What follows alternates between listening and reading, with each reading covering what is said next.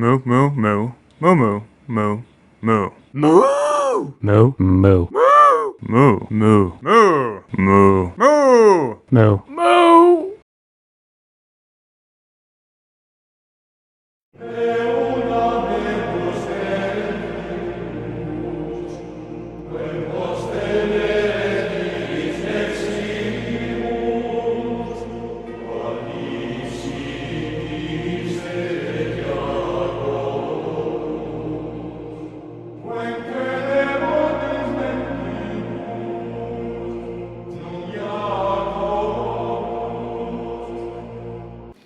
Hello everybody, it's me Alex from the YouTube channel KCAP here, and I'm back here with another video. Now I'm sorry I haven't uploaded any videos in quite a while as I've been busy with schoolwork, online learning, church, and a few other activities. Now, I know it's tough being in quarantine right now. Wait. Before anything, just want to give a great shout out to Angus, our cousin that passed away. And happy birthday, Sky, this weekend, girl. I'll see you on the kitchen. Now I would like to explain to you guys why me and my family enjoy celebrating Easter. Now, today is what is known as Holy Thursday, in which you bake something called leavened or unleavened bread. And during dinner, you share it with your family, and once you're finished eating dinner, you strip your table of all of its decorations until Easter or Sunday morning. Now, Holy Thursday is also the day where the angel of death passed over the houses with lamb's blood painted on the doors. But more importantly, it's also where Jesus and his 12 disciples had the Last Supper, in which Jesus explained to his disciples that one of the 12 disciples would eventually betray him. Now, at the end of the supper, he broke a piece of bread and explained to them that it was supposed to represent his body, which would be given up for them, and he also took a chalice of wine and said it would represent his blood, which would also be poured out for them. And then tomorrow is Good Friday. Now, Good Friday is where you pray the Stations of the Cross at 3 p.m. Now, in the description below, I will try to leave a link to this website for the Vatican press, and I will also try to make a live stream tomorrow at 3 p.m. To pray with y'all for the cross. Now, Holy Saturday is in the morning. You read the Psalm 64 and you break your Good Friday fast solemnly with a simple meal. Now, for those of you who do not know what fasting is, it is during the season of Lent. It's where you don't eat anything for a day, but you can have at least one meal and two smaller meals that don't add up to a meal. Now, of course, the day after that is the main event, which is Sunday, Easter. And Easter, well, it's not all about candy and all that, but more importantly, it's about Jesus. And it's also where you dress up your dinner table again, include lighting up candles and crosses, and then so that way the candy baskets aren't the only festival items present. You can also sing Alleluia and read the Easter Gospel, Bible verse Matthew 28, 1-10, with solemnity and joy. Now, like I said, I'm going to try and leave a link to the Vatican press website for you to read about the stuff with our Holy Father Pope Francis. Now let me walk you over to our kitchen to see how my family members make the unleavened bread.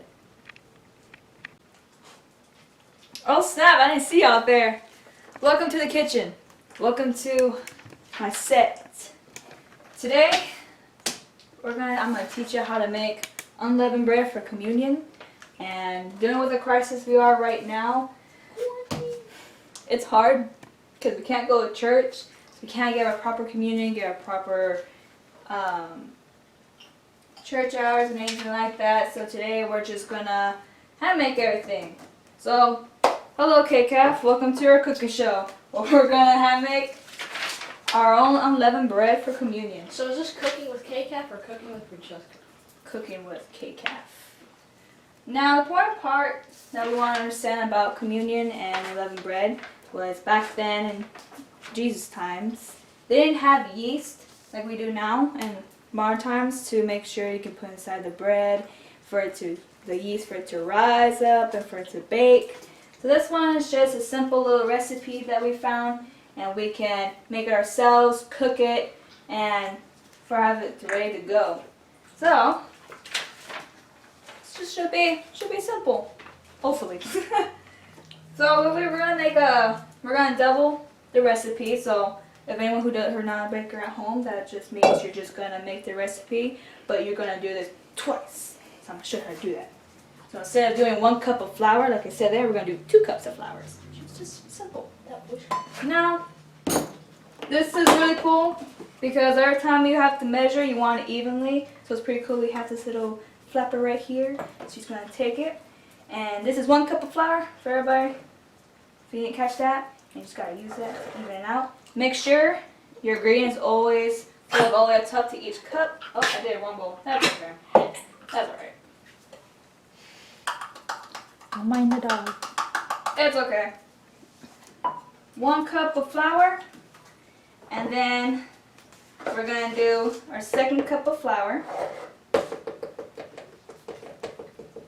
I have my 4 bowls set up already, and that's what I was gonna put my flour there for. But I put it in the main bowl, but that's okay.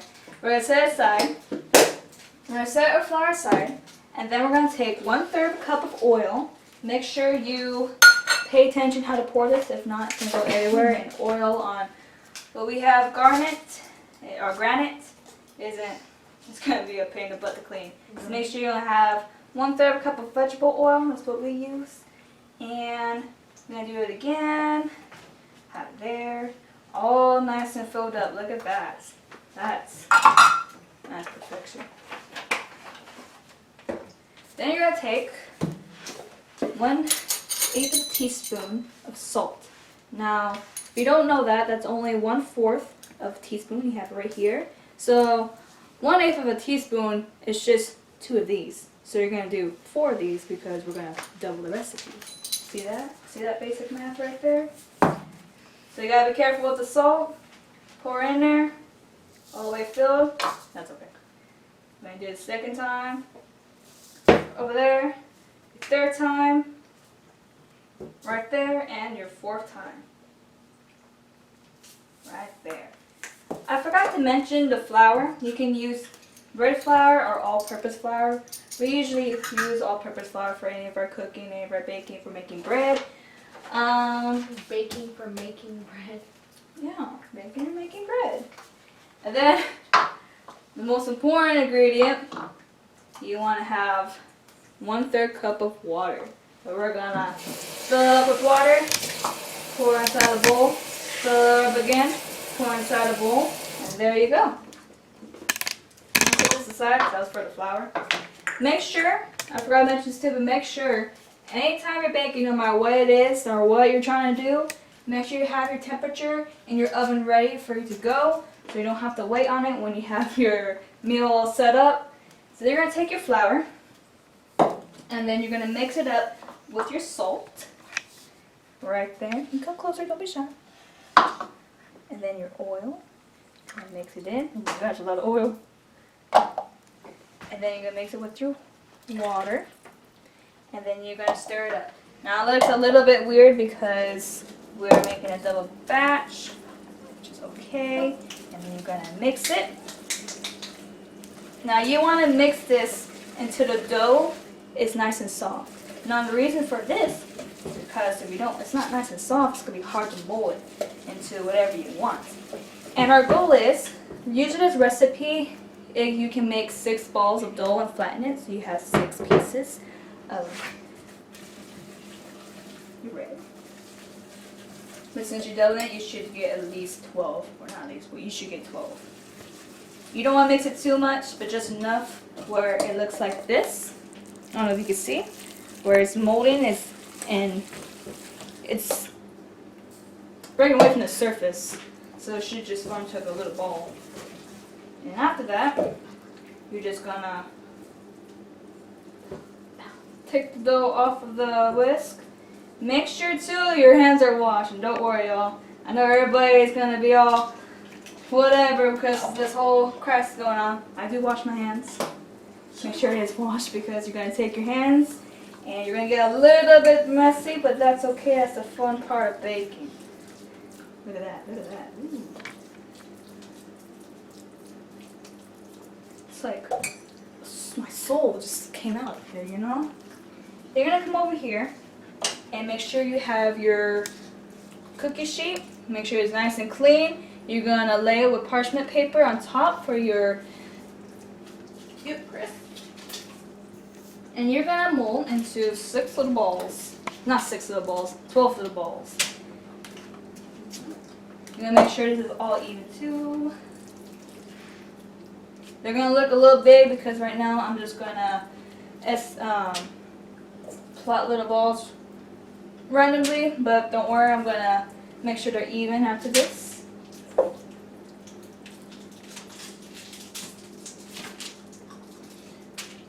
And you're just gonna make your little balls. Just what I'm doing. Just make sure everything's the same size because if one's bigger than the other and one's smaller than the other and they can cook together and then combine. And you don't want that. You don't want them combining because it's going to be a big stress. We don't want stress.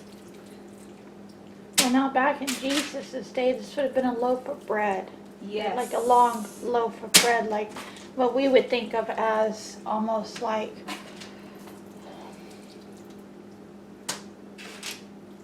French bread that's been flattened down.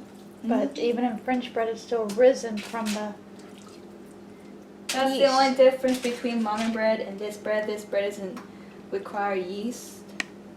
That's what makes it a little bit odd. To me, it makes it a little odd because you gotta make bread a certain way. Make sure you don't mix it too much or mix it too less. Make sure it risens a certain amount of time. Make sure it has this right. And then after it's risen a second time, then you bake it. This is all this is right here. And right now, you just gotta make into 12 little balls. And then you're gonna do, this is the hardest part of all of it. But smash, smash, smash, smash. Until you get to smash it. Just like if it was the simple little Eucharist you're gonna get for commission for the church. Same thing. Now I'm gonna warn you, your hands are gonna get a little bit oily, but that's okay.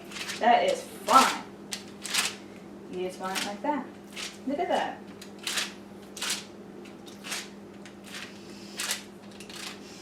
Just like that. It looks like the bread at church. Now I'm gonna give you a little quick tutorial because everyone is complaining about the whole coronavirus. I'll give you a quick tutorial how to wash hands with Fran. So you're gonna make sure you make the sound. If you don't make that sound, you're not getting hard enough. I'm just saying. Gonna get all over your hands, underneath, on top, between your fingers, underneath your nails because dirt and oil lives in that. You want to kill all the germs. Make sure this water is on hot or warm. I do hot because I'm not weak. You know, you put on cold, or cold, you're not gonna get all the germs out. And then you're just gonna wash your hands. Gonna wash all of it off, all that oil off, because you don't want to have your hands touching the surfaces, your utensils, or your equipment, or your surface of your kitchen, because nobody wants a dirty kitchen all oiled up and stuff everywhere. And then you're just gonna dry your hands, and hopefully y'all listen to me. Make sure your oven is ready. We're gonna pop these puppies right inside the oven for 8 minutes, and we're gonna pull them out, and we're gonna see how they turn out. You're gonna put puppies inside of an oven? You darn right I am. So we're gonna pop these in, and I'm gonna come back to you after 8 minutes are up. Make sure you set your timer. Of course, it won't be And 8 minutes for you We'll be guys. back. It'll be 1 second. Or 8 hours later. actually less than a second. Alright everybody, the timer has went off for 8 minutes. About to pull these out. Look at that. Lift y'all up and take you over there. Now I know I said in the before we started baking that I was gonna make 12, but I made 8 because we're gonna take these for a family, and I made them a little bit bigger because for 12 they'll be a little smaller, just the ones I made beforehand. So I made 12 using the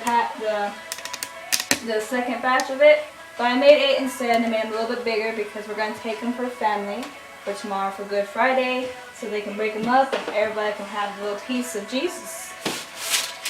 So this is what they look like. All nice. Look how big they are. They're huge. Look at that. They're huge. So, those look like those Lunchable pizza things. Yeah, they look like the Lunchable pizzas. As you can see in the 12 patch, the little ones, and versus the 8 patch, it got a little bigger. Yeah, that's okay. They grew, they hit puberty. We have a big family, so it'll be okay. The bigger the better, in my opinion. But as you can see, this little recipe is it's easy to follow. It's not stressful. It doesn't take a whole lot of time. It only takes about 25 minutes altogether. Yeah. But if you're a fast-paced person, then it takes you probably 15 minutes all total. But that's Chris with the communion. That is your unleavened bread for commission. Communion? Communion. Sorry. What'd you say? Make sure you have everything turned off.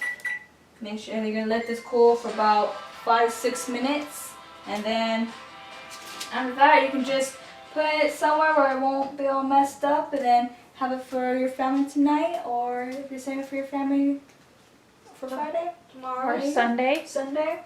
Or Saturday. There you go. You have a good piece of Jesus for your nice day, your nice dinner. Ready, you created Jesus. Hope you enjoyed, y'all. Alright, so I'm sorry that it just cut out because I tripped on a cable. Alright, now I'm going to eat this piece of bread. I'm going to take these off because these make me look stupid. Because my glasses broke because my other cousins were being dumb and they threw a basketball at it during the summer and then it cracked. So yeah. It's their fault. Okay. That. Tastes like the bread from your Angel's place. That does not taste anything like our Angelo bread, just so you know, because it's pizza dough at my work. It's not unleavened bread. Alright, everybody. I'm going to come into this shot with them. I'm going to turn this screen around so I can see. Is this the part where I'm supposed to do my outro or something? No, we're going to do our outro for this. We've decided, since this came out so well, that we are going to make a whole bunch of them and surprise our family tomorrow, even though we know we're not supposed to really hang out with people because of quarantine issues, but we're going to be safe, family distancing, and celebrating Good Friday tomorrow with our family. So, we've decided to surprise everybody with some of this bread for tomorrow. We hope y'all enjoyed our goofy video, which was supposed to be a little more serious, but somebody here doesn't know how to film. As you see, we all kind of have technical difficulties with the camera, but we do thank y'all for tuning in. We're going to leave some descriptions at the bottom of the video. We're going to leave one for this for the Vatican news. We're going to leave one for you to pray with Pope Francis tomorrow with the blessed Stations of the Cross. We're also going to make sure that y'all have some other information, and if y'all enjoy hearing us talk about what we think about being Catholic and what it means to us, by all means, please let us know and we'll make more videos for you. If you want any other videos of sticking with me in my cooking gear, She does comment bake it. Comment. She does bake quite a bit. Suggest. She'll be Whatever y'all happy want. to do it. We're trying to find things we can do while we're in quarantine, so hey, let us know. My mom wants to do TikTok dances. I have one I think we should do. That's in remembrance of their cousin, our nephew Angus, who passed away. So that's one of the reasons for that TikTok video I was talking about. But other than that, we hope you all enjoyed, and may God bless each one of everyone's family, and stay safe out there. Alright guys, if you liked the video, please like the video, subscribe if you're new, leave a comment telling me how bad or good it was, and as always, I will see you in the next video, and as always, moo.